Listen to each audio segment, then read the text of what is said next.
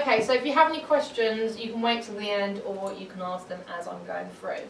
So my session today is collaborating with other schools. So what I'm going to do is basically tell you about what it's like to visit a staff from another school and also my own experience of this. So when and where? Right, so I'll just go from those.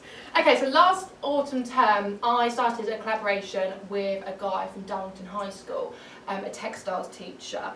And the reason I did this is because although I did reasonably well with my GCSE results with that summer, I didn't manage to secure the A and A star grades, and this certainly was not down to a lack of trying or a lack of hard work. So I wanted to know exactly what I needed to do to secure those grades. And also, because I'm the only textiles teacher in the school, I've got no one to talk with. So I needed to go and see another teacher that taught what I did to have those conversations with. So what happened? So with the support of Michelle Kelly, she contacted Darlington High School and asked if it was alright to start a collaboration with the textiles teacher.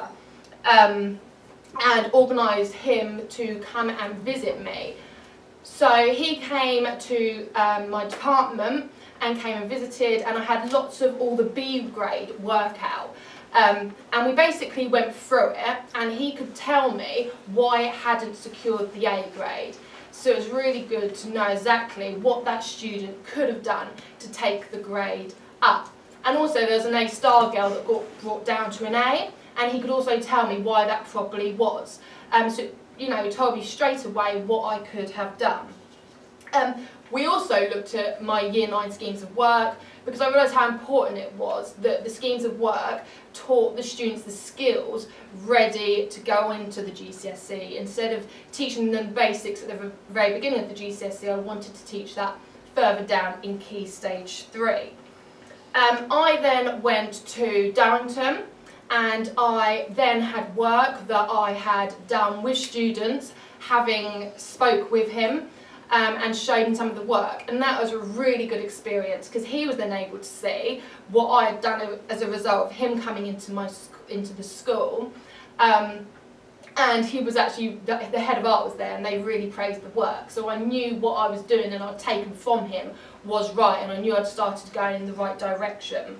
I also got the opportunity to observe one of his GCSE lessons because I felt I was like working really hard and running around like a mad woman trying to do all this work with the students, and I just wanted to see if it was any different in another school, and it wasn't. So that made me feel it is just quite a full-on subject because obviously it being a practical work, and it also gave me the opportunity to take loads of photographs of his work as well. So I brought them back and I showed students as exemplar work and used it to inspire my my Year 9 schemes of work and obviously future GCSE projects. He was actually on a different exam board to me, and I actually moved exam boards having seen how well he was doing on that exam board, so I made that change as well. Okay, so how did it help me? So working with a member of staff from another school, that, you know, securing really good grades, it gave me the confidence, because obviously he knows what he's talking, with my teaching. Because obviously I'd worked really hard and I didn't see the benefits, you know, it didn't pay off in the results. So it kind of gave me the confidence that, you know, what I was now teaching was in the right direction. And I was able to instill that confidence into the students because I was able to be like, yeah, right, that's perfect. They then became really confident with their work.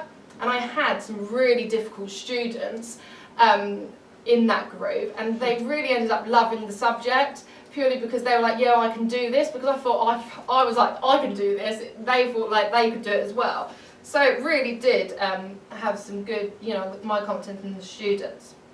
And it obviously gave me the clarity in which to push them.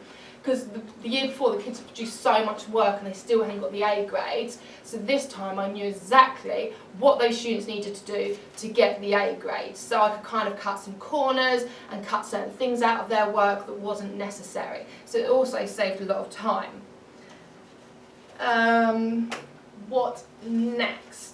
Okay, so if this is something that you would feel would benefit going and visiting another school, you can actually contact your exam board and they'll let you know of schools in the area that teach, like I needed to know who taught textiles, and they'll let you know schools in the area that teach your subject. But as I said, Steve didn't actually teach the EdExcel like I did, so you know maybe it would be beneficial to you that you do go and visit another school from another exam board to see how well they're doing. Always have a clear goal when you go to the schools. So I've been to schools before just to think, I'm just going to go and look at their work, and I don't feel like it did benefit me, but not as much as having gone to Steve, knowing exactly what I wanted to get from the whole experience. So definitely know why you're going to the school. Another nice thing, if someone's putting in a lot of work and helping you and letting you come to their school, take some of your resources and ideas with you that you can share with them. Like when he came here, he took like some of my just things that I've just photocopied, like pro formas I used in lesson. And actually when I took my GCSE work over to him, he actually took photos of it, which was really nice because it obviously showed what I was doing was up to his standard. Make changes slowly. Like I had loads of ideas coming back from Darrington, and I didn't put them all into place straight away. I just took it slowly because if not, it can be a bit overwhelming. So just kind of take it step one by one. And also change takes time. Like I started this collaboration last autumn, and I only saw really the benefit, like it pay off this summer when I got my results. So you can't expect straight away that you're going to see the impact of this. So, but I would definitely suggest, like it completely turned around my results, and it's really changed my attitude towards my subject and given me so much confidence. And it's also helped me with my A level as well, although I didn't see A level, just seeing really high standard GCSE work. It's really helped me with my A level classes and things to teach them. So that is it. Is there any questions at all? When you contacted your exam board, Yes. do you think they would go as far as to say what schools in your area were performing like really well? No. Okay. I then had to go on the school websites and Okay. see who was look at their GCSE results. Oh, so you just went through that way. But Yeah. So you still had a starting point, and then you did a Yeah. bit more exploration. Yeah, because they sent me a whole list of schools, and then I just did the research into who was really good. I don't know if they could do that.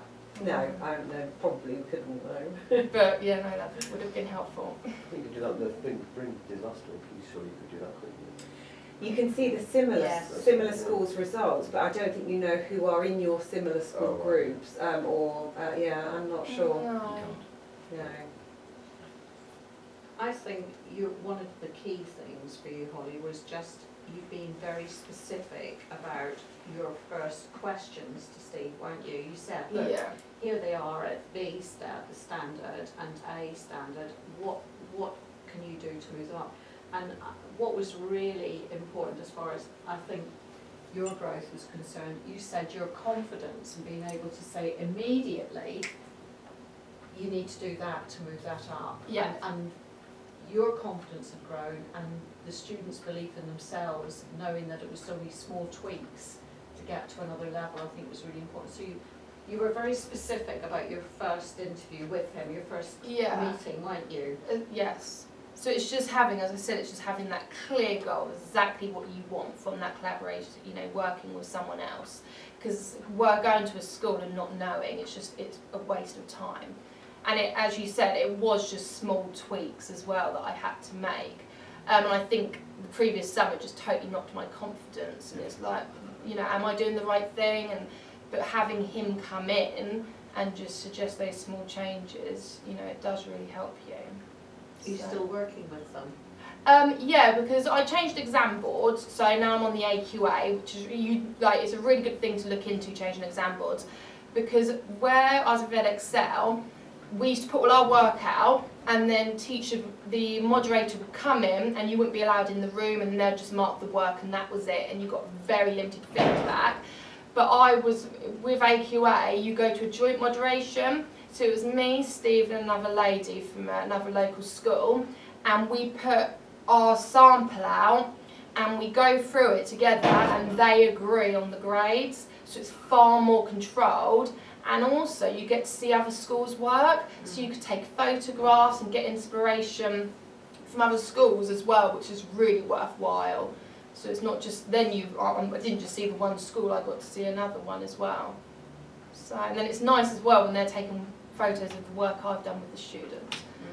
So, yes. But as a school, we have got contacts in a lot of local schools as well as schools into Hampshire. So, you know, if anybody is interested in finding out about visits and where might be a good place to start in other schools, then we will definitely support that. It's something we do put up there, high priority as CPD applications for people to go along with. They've got a clear focus what they want to do. We'll do our best to put you in contact with a good school and like-minded people and get some collaboration going. But you know, obviously, as Holly said, it's two-way. You know, you've given something back, and that's why it's worked so well. Andy, you've had somebody in, haven't you, in the Regis? Yeah. That was useful for Regis. And the plan to go to other schools after half-term as well. Yeah, and I think particularly subject areas, Johnny. You know, you're quite isolated in that a bit like Holly. You know, you're working on your own. You're working and thinking, am I working at the right thing? Is there anything I can tweak? And same for you, Laura, really, isn't it? So we support anybody who would want to go off and set up some collaborative work. Because I think what worked really well was him coming here and looking at my work. Although I did take some with me when I went and visited him, it was having him here and seeing my classroom and really being able to get out whatever I wanted that I think really started it off well. But yeah, as you asked, we are continuing. So in the summer, well, we're going to start standardisation. So I'd go there with my work and I'd standardise with him because he marked quite inaccurately, like brought some A's down from A stars.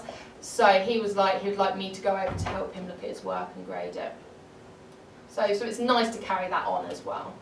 Yeah, very good. Any other comments or questions?